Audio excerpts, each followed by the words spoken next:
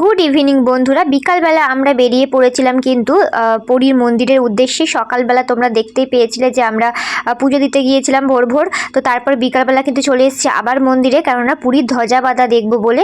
এই ধ্বজা বাঁধাটা দেখা কিন্তু অনেকটাই ভাগ্যের ব্যাপার। যাই হোক, আমরা কিন্তু বাইরে থেকেই দেখেছি, আর বাইরে থেকে কিন্তু প্রচুর লোক দেখছিল। বাইরে থেকে দেখেছি বলেই তোমাদের সঙ্গে ভিডিওটা শেয়ার করতে পারছি। আর ভিতরে ঢুকে দেখতে গেলে কিন্তু এখন অনেক প্রসেস ছিল, ফোন টোন জমা দিতে হতো, তোমাদের সঙ্গে শেয়ারও করতে পারতাম না। যাই হোক, দেখো উপরে কিন্তু একটা প্রদীপ জ্বলছে, তোমরা কি দেখতে পাচ্ছ দ্বীপটা জ্বলছে যে?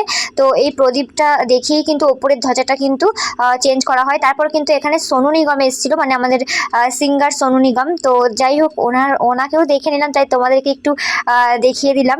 যাই হোক, তারপরে কিন্তু আমাদের ধ্বজা বাঁধা দেখা কমপ্লিট হয়ে গেল, আর উপরে কিন্তু ধ্বজাগুলো চেঞ্জ হয়ে গেছে।